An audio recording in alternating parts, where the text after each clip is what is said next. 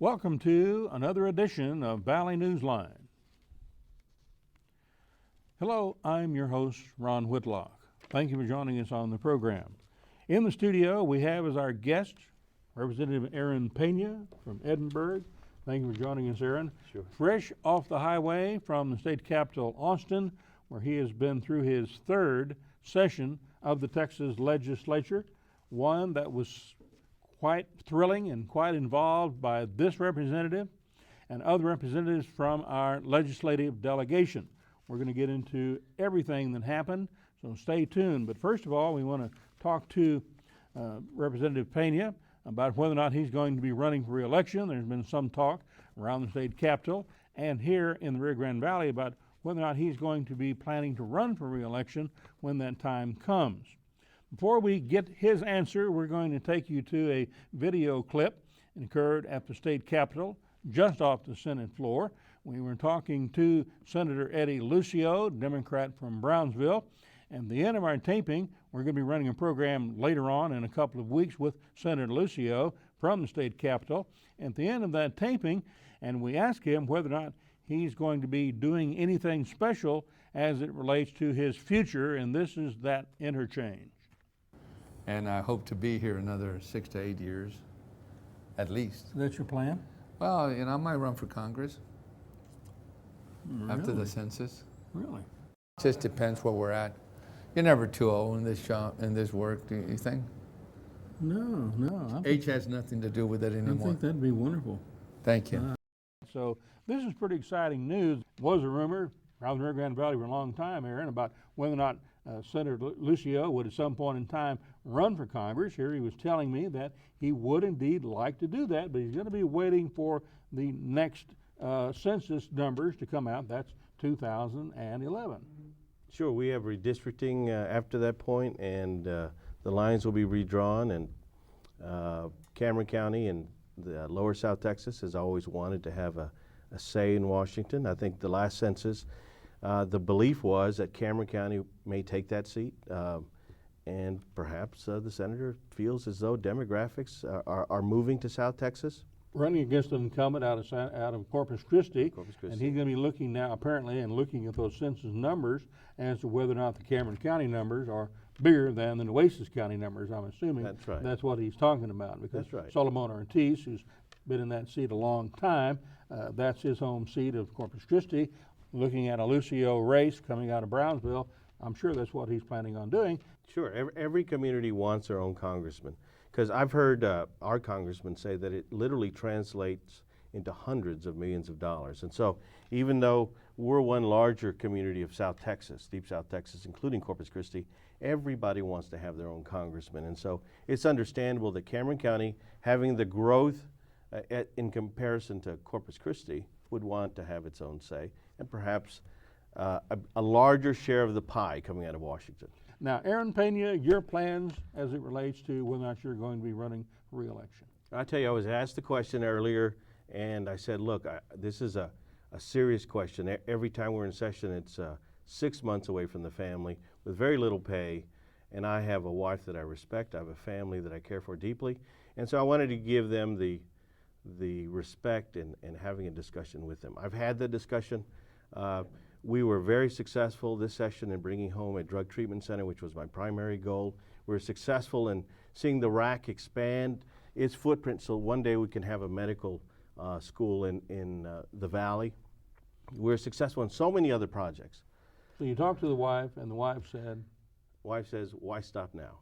Keep going. We need that medical school. We need a law school.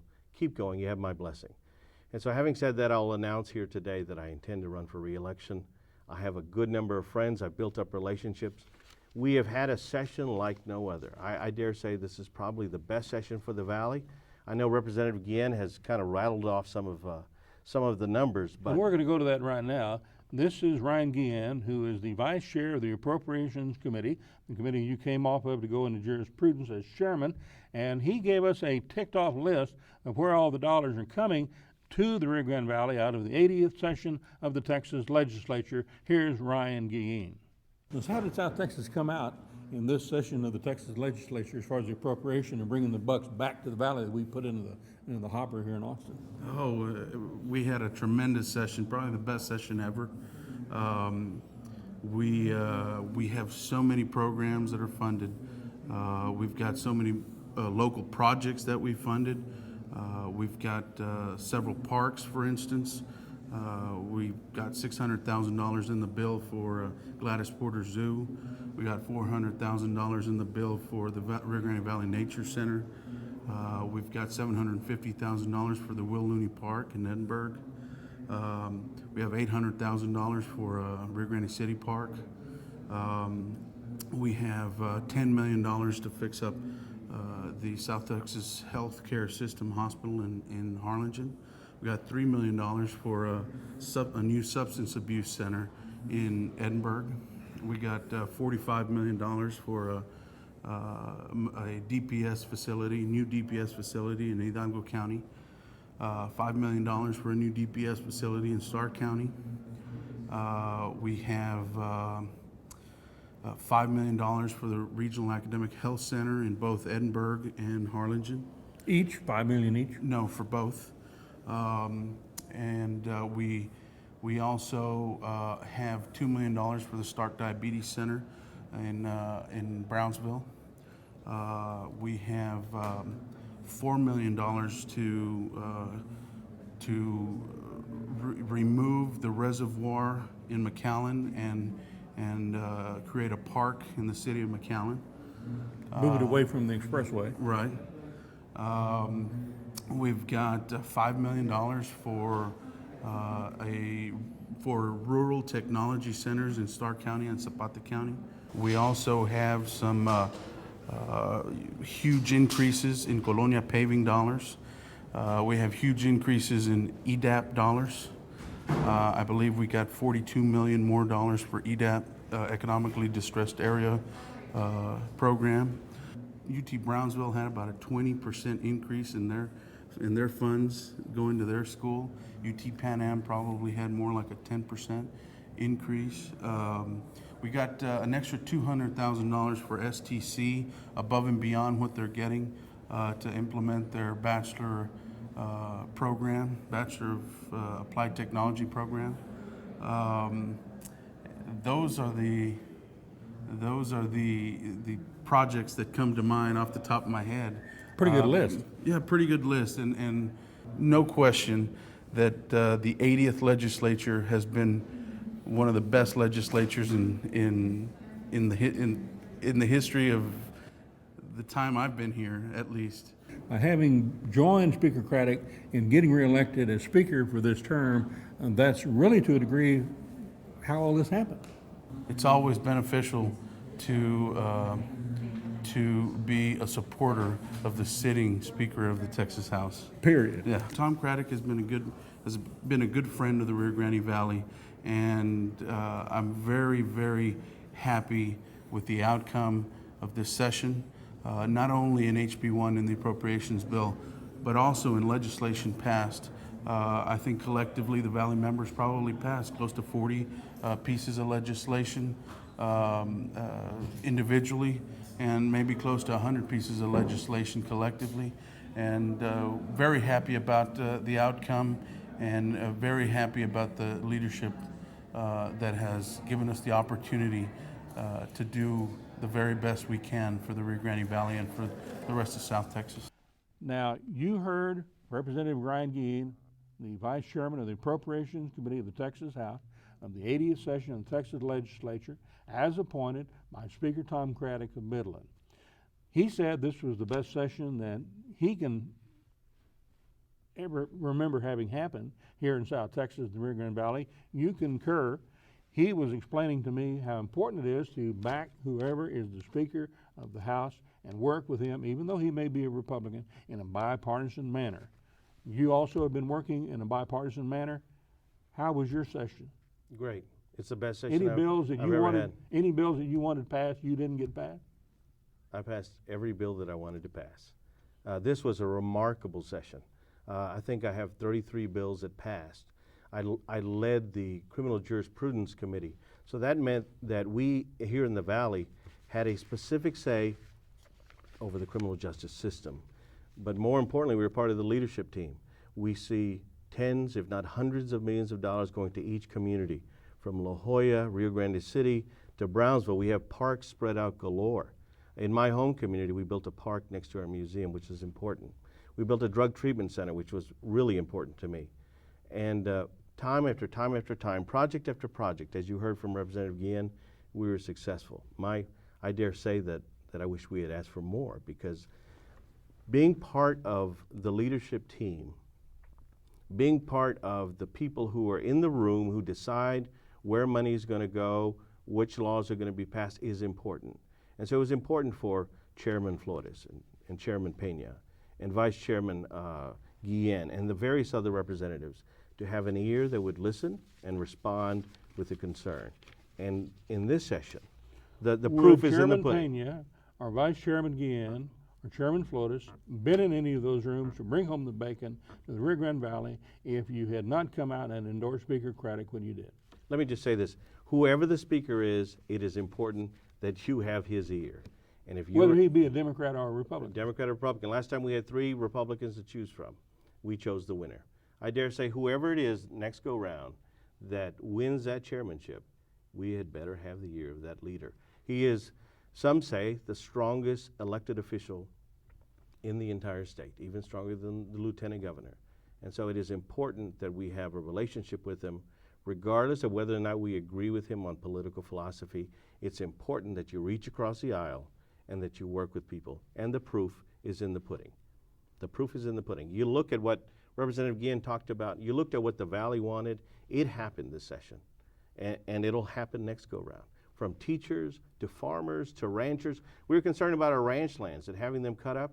I put an amendment on a bill and we protected all those ranch lands. We had diseases coming over for our farm products. We protected them. When it came to doctors and hospitals, we wanted our reimbursement rates going up on these various things, and we got them passed. When it came to parks, to schools, to teachers, you go down the list, we succeeded. People told me they were tired of Valley Legislative Delegation. Valley Legislative Delegation. When it came to the tax test, everybody told me, let's get rid of that thing. We got rid of that thing. Now it's end of course exams. When it came to, I could go down the list. Let's go down the list. Really, everybody watching this program, they're wondering what happened that relates to the Rio Grande Valley and their interest areas, whether it be the Gladys Porter Zoo, which got $600,000, thanks to Vice Chairman Ryan Guillen. Rio Grande City working to get $600,000 for the Gladys Porter Zoo in Brownsville. He talked about bringing in, as you heard, $10 million for the South Texas healthcare system in Harlingen. That facility been looked at for closure for a long period of time, and by having $10 million placed on that hospital in Rangerville, that means that hospital is not going to close. That's right. When it came to our universities, we wanted to make sure we got a lion's share of information. We just didn't want what everybody else got. We wanted more than what everybody else got, and we got it. We got it. When it came to our schools, more money was invested in our schools. When it came to border security, we got $100+ million for border security. Not for the harsh sort of immigration policy that we were concerned about. We directed it. We got the leadership to say, look, you need to understand from our perspective. We have a relationship with Mexico. We have business relationships with them. We have family relationships with them. All this harsh rhetoric about controlling the Mexicans, we turned it into the concerns we have here on the border, which is controlling drug traffickers. And you did that by moving that into the Secure Border Initiative with those. That's right. Those law enforcement dollars. We have $103 million coming down here. We have 20. Those dollars will be directed at stopping the bad actors. That's right. And intend to come over here and do bad things. The governor has another $20 million that he can send to local law enforcement. Time after time, when things look bad for us, we bent the ear of people in power and they listened. That is the ultimate test of whether or not we were successful this session. When it comes to money, when it comes to policy, we were able here in the Valley to have a strong say. I dare say that this session, if we can continue this, as I've said before, and many politicians said before, we are in the driver's seat now. We are in the driver's seat of policy for the state, and it is something that we all need to rejoice in and support the people like Representative Guillen, and others who have done a great job this session. Covering this session of the Texas Legislature, covering primarily CHIP, primarily covering some other issues that Valley Newsline wanted to really focus on during this session of the 80th meeting of this august body. I wish I was here to be a hard-nosed interviewer to say, why didn't you get this, as a member of the Valley delegation, but I did not see that the Valley Legislative Delegation were not working together. And walking the halls morning, noon, and night, I did not see that this particular group of men and women were not doing their best and did not have a heck of a session. Oh yeah, I got to tell you. we made a decision very early on. We were going to put tell you. differences behind us. We were going to forgive each other, and we were going to work as a team. Children's health insurance, $80 million approved in this budgetary cycle. That, when you relate to the federal dollar coming in matching, $2.40, that gets it up to close to $300 million coming to the Valley, coming to Valley Hospital, Valley doctors, and providing care for hopefully 33,000 estimated Valley children who fell off CHIP when the enrollment cycle went from 12 months to 6. Now coming back to 12, we can anticipate that those children will now get back on the CHIP rolls and not impact on our emergency rooms and the write-offs that our hospitals and others have had to endure. This is a big-time victory. When we filed House Bill 109, Representative Turner and I and various other leaders came Weren't forward. you a sponsor of that in the House? I was one of the primary joint authors of the bill. Of the CHIP bill? Of the CHIP bill. People said, it's impossible. You can't do it under this leadership. You've got all Republicans who do not like the growth and social programs. It's not going to happen. We told people, you need to sit down at the table, you need to bargain with people. And we did that. And we fought. Our first fight was just to get it out of the House. And we sat down, and there were some angry discussions about whether or not this was going to pass, to move it from the 6-month enrollment to the 12 months where everybody wanted. So we could get 127,000 more children in CHIPS. That was tough. And at session after session, when we went into the Speaker's office, it was a no, no, no. But we didn't give up. And we got it through. And then people said, you're not going to get it through the Senate. Well, we got it through the Senate, past the Lieutenant Governor. And then we went to the Governor, and we sat down with the Governor, a group of us, and we said, Governor, and he said, no, no, no, that's not going to happen. It happened. It happened because we were at the table, and we negotiated in good faith, not throwing rocks at people, but treating them with respect and dignity. And we did it. Was it bipartisanship? Is that what was it a return to the Bush-Bullock bipartisan era to a degree? You weren't there during that period, but was it somewhat similar to that from what you understand? At the core group who made decisions this session, yes, it was. When it came to TYC, when our TY system was falling apart, a group of Republicans and Democrats sat down and came together. Republican Jerry Madden, Democrat Senator Whitmire. I happened to sit on that committee, and we fixed the system. So, yes, the session was contentious. Towards the end, there was a lot of, there was some behavior that probably a lot of us wouldn't be proud of. Some of us would be proud of it. But at its core, there was a group of people, men and women, who were willing to sit down, pay respect to the other, and negotiate a resolution for the sake of Texas. Not for the sake of ourselves, but for the sake of our state. And it happened that way.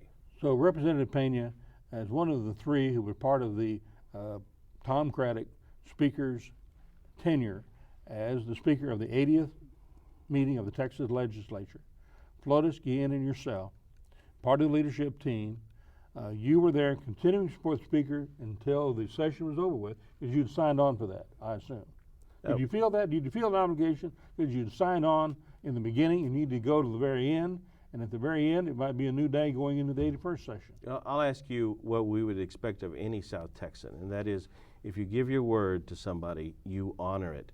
I honored my word to be responsible, to promise to work across party lines to get the job done, not to throw rocks, not to show a temperament of disrespect, but to sit down, not to necessarily agree, but to work out differences and bring home what we needed for South Texas, and that happened this session. Now, to give you some kind of a sidebar on the other side from a story from the Rio Grande Guardian, you can go to their website and find it. Border lawmakers dumbfounded by Craddick ruling. There were some from the border area, in the Rio Grande Valley in particular, who were critical of Speaker Tom Craddick's efforts to cling to power in the waning days of the 80th Texas legislature. The conventional wisdom was that a simple majority was needed for him to be removed by going to a vacate the chair parliamentary procedure. Craddick took the position that it required a 2/3 vote, and there were a lot of those who were there at the session who were not happy. Representative Richard Raymond of Laredo said he has not seen such abuse of power in the United States since President Nixon discharged Special Prosecutor Archibald Cox and accepted the resignations of Attorney General Elliot Richardson and Deputy Attorney General William Ruckelshaus.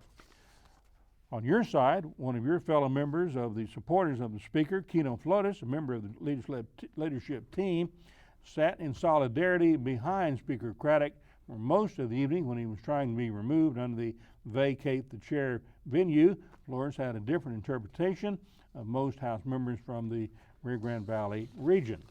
Veronica Gonzalez of McAllen said her constituents would now understand that she and others were not exaggerating when they said that Speaker Craddick wielded an iron fist. Representative Eddie Lucio, who was a member of Craddick's leadership team until he quit in protest on the House floor, said that reaction back home in the Valley was a backing and somewhat indicative of why he left the Craddick leadership team. $45 million coming to the Rio Grande Valley out of the session just ended for a new DPS headquarters. How important is that for the region, and how hard a fight was it to get those dollars?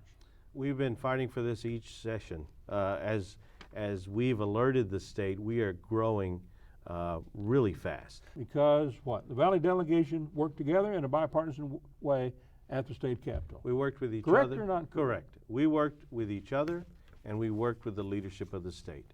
And it was productive for our community, and our community will benefit from it. For the longest period of time, we were neglected. You'd hear politician after politician say, "Why does Austin forget about us?" They don't forget about us anymore. We literally are at the table. We're deciding policy for the state, and we're delivering for the local community. And that's important. It's important that people recognize that we're no longer small little towns in deep South Texas that can be forgotten. We are now the front door to the state, the engine that will drive us into the next century, and the engine that will help your kids and my grandkids. Representative Peña, there are many who would claim that it was the bipartisan years of Bush and Bullock, Republican and Democrat, that started all this building we see on the Valley Highway system today, and our transportation dollars going from $25 million to $500 million. It was during that period of time. Well, let me tell you that That's the claim anyway. anytime you And have, I guess the numbers should speak for themselves. anytime you have Texans sitting down and working for Texas as Texans, instead of you're that and I'm this, and I don't like you and you don't like me and we shouldn't talk with each other. That's foolishness. Just because one's a D and one's an R. That's right. You need to sit down, you need to work things out, and treat your fellow man with respect. And they'll treat you with respect, and you can accomplish things. This session is proof of that fact. Representative Peña, thank you for coming and being Thank with you. us after driving in from Austin. Thank you for joining us on Valley Newsline. Until next time, adios.